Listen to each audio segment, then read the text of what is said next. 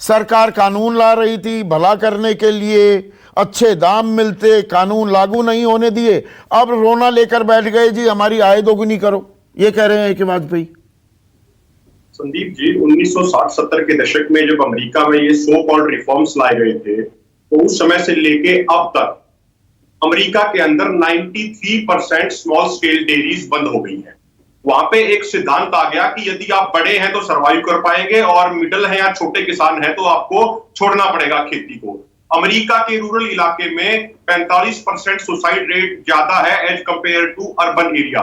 America के किसानों के ऊपर 430 बिलियन यूएस डॉलर यानी लगभग 30 लाख करोड़ रुपए का कर्जा है, और वहां की सरकार ने अभी 2018 में अगले 10 सालों के लिए 847 बिलियन यूएस डॉलर का सब्सिडी बिल पास किया है। इसी तरीके से ओईसीडी देशों में 240 बिलियन डॉलर का सब्सिडी बिल पास किया गया है। चाइना में 210 बिलियन डॉलर सब्सिडी दी जा रही है। तो वहां पे अगर ये, जैसा देवेंद्र शर्मा जी कह रहे थे, अगर ये free market free trade reforms इतने ही अच्छे होते तो वहां की सरकारें इतनी भारी भरकम सब्सिडी अपने किसानों को क्यों दे रही हैं? और जहां तक बात है किसानों की आय दोगुनी करने की, तो देखिए जब 2016 में इन्होंने नारा दिया कि हम किसानों की आय दोगुनी करेंगे, तो उस समय से लेकर 2022 तक अगर इन्फ्लेशन को भी काउंट कर लिया जाए तो किसानों की आमदनी बढ़ के लगभग 21,000 रुपया हो जानी चाहिए थी, लेकिन वो हुई है 12,225 रुपया। इसी तरीके से 2020 में, मई 2020 में सरकार ने घोषणा की, कोरोना के दौरान, कोविड के दौरान, जब पूरी अर्थव्यवस्था पीछे जा रही थी लेकिन एकमात्र कृषि क्षेत्र था जो अर्थव्यवस्था को आगे लेके चल रहा था। उस समय सरकार ने कहा कि हम एग्रीकल्चर इंफ्रास्ट्रक्चर के लिए 1 लाख करोड़ रुपया एलोकेट करते हैं, लेकिन अभी तक उस 1 लाख करोड़ रुपए में से मात्र 2,694 करोड़ रुपया दिया गया है किसानों को लोन के तौर पे, सब्सिडी के तौर पे। तो लगभग 97,500 करोड़ रुपया कहां गायब हो गया? क्या वो सिर्फ भाषणों तक सीमित रह गया? क्या वो सिर्फ कागजों? सुधार नहीं करने दे रहे। सुधार के बिना ये व्यवस्था सुधरेगी क्या? इसीलिए मैंने 1971 से 2015 वाला उदाहरण दिया कि 19 गुना ही आय बढ़ी। किसान की एक सरकारी मुलाजिम भी 150 से 200 गुना उसकी तनख्वाह हो गई थी। संदीप जी, अगर जो ये इन चीजों को ये सुधार कह रहे हैं, जैसे इन 3 कृषि कानूनों के माध्यम से सरकार एपीएमसी मंडियों को साइडलाइन करना चाह रही थी, तो वो तथाकथित सुधार तो 2005 में बिहार में हुआ था। तो फिर तो बिहार के किसानों की आमदनी कई गुना बढ़ जानी चाहिए थी। फिर तो बिहार के किसानों को मजबूर होकर बाहर दूसरे राज्यों में मजदूरी करने के लिए नहीं आना चाहिए था। अगर आप ये देखेंगे, हरियाणा और पंजाब में कंपैरेटिवली, मैं कंपैरेटिवली की बात कर रहा हूं, हरियाणा और पंजाब में अन्य राज्यों के मुकाबले किसानों की हालत थोड़ी सी बेहतर है। क्यों है? क्योंकि यहाँ पे एपीएमसी का बहुत अच्छा सिस्टम है, एपीएमसी मंडीज का इंफ्रास्ट्रक्चर है। कई रिपोर्ट्स में कहा गया कि पूरे देश में 40,000 से ज्यादा एपीएमसी मंडी चाहिए, उससे किसानों को फायदा होगा, उससे किसानों की आय बढ़ेगी। और सबसे महत्वपूर्ण बात, 2007 में स्वामीनाथन आयोग की रिपोर्ट आई, आज हम 2022 में हैं, 15 साल हो गए। ना कांग्रेस ने उस रिपोर्ट को लागू किया, ना भारतीय जनता पार्टी ने उस रिपोर्ट को लागू किया।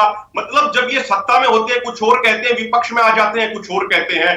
जो मूल तो आप भी तो एमएसपी को प्रभावी बनाने की बात हो, आप नाम कहां देते हैं? 22 मार्च को नाम मांगे गए थे, 16 अप्रैल आ गई, महीना होने को हुआ, आप नाक की लड़ाई करे घूम रहे हैं। नहीं संदीप जी, नाक की लड़ाई बिल्कुल नहीं है, कतई नहीं है। हम तो सिर्फ इतनी सी बात पूछ रहे हैं सरकार से कि भाई जो आप कमेटी बना रहे हैं, उस कमेटी की कंपोजिशन क्या होगी, कमेटी का मैंडेट क्या होगा, कमेटी में कौन कौन होगा, कमेटी का टाइम सरकार पर भरोसा क्यों नहीं करते? आप राजनीतिक होकर सजा दिलाने पहुंचे थे, उसके बाद भी सरकार कह रही है बताइए 2-3 सदस्य कौन होंगे आपके और प्रभावी बनाई जाए, वरना यही मूंछ की लड़ाई में किसान परेशान है ना अभिमन्यु। नहीं संदीप जी, हम इसलिए विश्वास नहीं कर पा रहे, कर्मचारियों के इतने वेतन आयोग बने, सबकी रिपोर्ट लागू हुई। आज तक किसानों के लिए बने हुए एक भी आयोग की रिपोर्ट लागू नहीं हुई। प्रधानमंत्री फसल बीमा योजना शुरू की गई, अभी पार्लियामेंट्री कमेटी के सामने रिपोर्ट आई है कि प्रधानमंत्री फसल बीमा योजना के तहत इंश्योरेंस कंपनियों ने 1,26,000 करोड़ का प्रीमियम कलेक्ट किया और किसानों को क्लेम दिया मात्र 87,000 करोड़ का, यानी उसमें भी 39,000 करोड़ रुपया कंपनियों ने कमा लिए। और गुजरात, जिस गुजरात मॉडल का जिक्र करके प्रधानमंत्री जी प्रधानमंत्री बने, उस गुजरात राज्य ये भरोसा कायम कैसे होगा? आपकी लड़ाई से किसान को तो फायदा नहीं हो रहा, ये भरोसा कैसे कायम होगा? वो रास्ता, वो दरवाजा कैसे खुलेगा? देखिए, वो भरोसा जब कायम होगा जब सरकार अपने वादों के ऊपर खरी उतरेगी। हमारा कोई राजनीतिक एजेंडा नहीं है, हमारा किसी तरह कोई राजनीति हमें नहीं करनी है। नहीं, हम वो तो ये कह करने रहे हैं, चले थे सरकार, आप कि सजा दिलाएंगे बीजेपी को। देखिए संदीप जी, उसमें सिर्फ हम जीत किसानों हुई को, उनकी। उनके इश्यूज को नहीं, किसानों को देखिए, राजनीति के अलग समीकरण है, आंदोलन के अलग समीकरण है। मान लीजिए किसी पार्टी की सरकार बन जाती है, इसका यह मतलब नहीं है कि वहां पे सामाजिक इशू खत्म हो गए हैं। जब से लोकतंत्र हमारे देश में आया 47 से लेके आज तक और आगे तक भी लोगों की आवाज, लोगों के आंदोलन जारी रहने चाहिए।